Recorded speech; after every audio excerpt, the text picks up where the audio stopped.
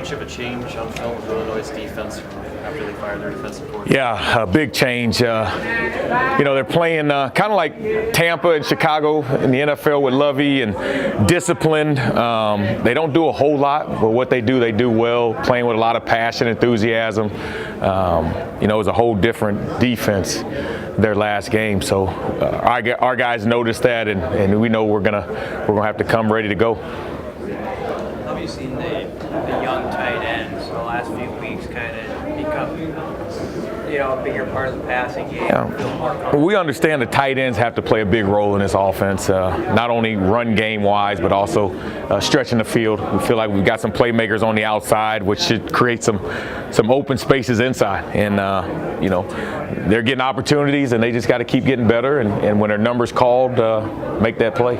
Scott was talking on Monday about kind of designing a game plan each week, and how fun is that for you to kind of throw stuff around? Yeah, it's great. We've got a great staff. We've got great offensive minds, and so we all get together. We all have really different thoughts, and we see things differently, and so we come together and we put all our ideas together, and then we kind of mesh them, and we come up with a pretty good game plan every week. And if you're a defensive coordinator, you really don't know what to expect, because each week there's going to be some new wrinkles, and we're going to do some things differently, and it's fun to be a part of, because it's truly it's a collaboration in terms of offense, not just one guy putting together a game plan. So it's fun and very unique in these days. Does it almost feel like a pitch meeting at an advertising company? Just like, hey, I think this could work. Yeah. We give everybody the floor, everybody opportunity to present their ideas and why it'll work, and we kind of mold everything together and make sure everything fits at what we're trying to do, and situationally, and end of the week we come up with a good plan, and it's fun to watch when we execute. With the way that Adrian is playing, does that naturally just open up the playbook for new things you guys can try and do? Yeah, it does. Not only Adrian, but the way everybody's playing. We feel like we can throw anything at these guys, at our guys, and they'll pick it up. Now they understand the concepts. They understand why we line up in different formations, why we do certain motions, and we're light years ahead of where we were in the spring and the fall, early in the season, and even you can tell on Mondays we add some new stuff on Mondays, and those guys pick it up real quickly, and then we just get better as the days go on. So it's fun when guys really know what we're doing, because the sky's the limit in terms of what we can throw at them. Worried about the O-line in late September, and how much has it changed since then? We're worried about everybody in late September. We weren't playing that well, but credit to the guys, credit to their belief, coming to work each day and getting better, and not letting the frustrations of the season prevent us from getting better in practice. And so the entire offense has gotten better. Offensive line, they set the tone. It all starts up front. They know that, and they've done a great job. And but just collectively as an offense, man, those guys, we come to work every day, and we put whatever happened in the past behind, good or bad. And each day's a new day. So excited about where we're going. Excited about this upcoming game. Coach Frost. Oh, sorry. No, go ahead. Okay. Coach Frost was talking earlier in the week on Monday about a third receiver looking to step up.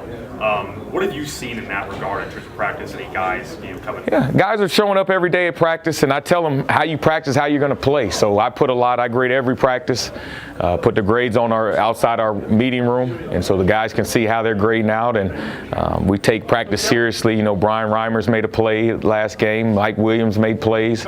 Cade Warner, we move him around, and so we truly need to find that number 3 guy, but I think collectively between Mike and Brian and even Cade, those guys have done a great job of when their number's called, making a play. You guys are on the brink of 2,000-yard receivers, 1,000-yard rusher. As an offensive staff, how important are those milestones to you guys? Well, we're trying to win. We're trying to win games. We understand that in order to win games, we've got to be explosive. We've got to be productive offensively. And it's exciting as a staff because the guys, Stanley and JD and Divine, they're such good people. They're role models. They really reflect the culture and what we want players to be. They come to work every day, work their tails off. They're unselfish, team first. And so when you're team first and you're unselfish, you know, we want all the awards that those guys can get, and they deserve it.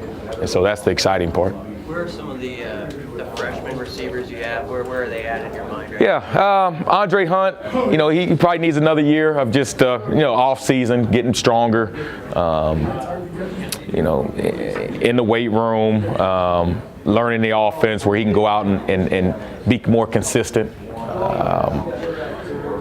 Miles Jones had surgery, so he's out. We know we wanted to make sure that he'd be back for spring, and so you know he had shoulder surgery, so we've got to get him healthy and ready to go. Jerron Woodyard hadn't played as much, but he needs a year just to get in the playbook, and a lot of these guys just understand what we're trying to do, and so that when you get out on the field, you don't have to think as much. And so we're excited about those guys. We know going forward, those guys are going to need to step up. They're going to need a big off season, and they're going to have to be ready to go. So Miles had surgery after that one game that he played? Yeah, after the one game. Yep.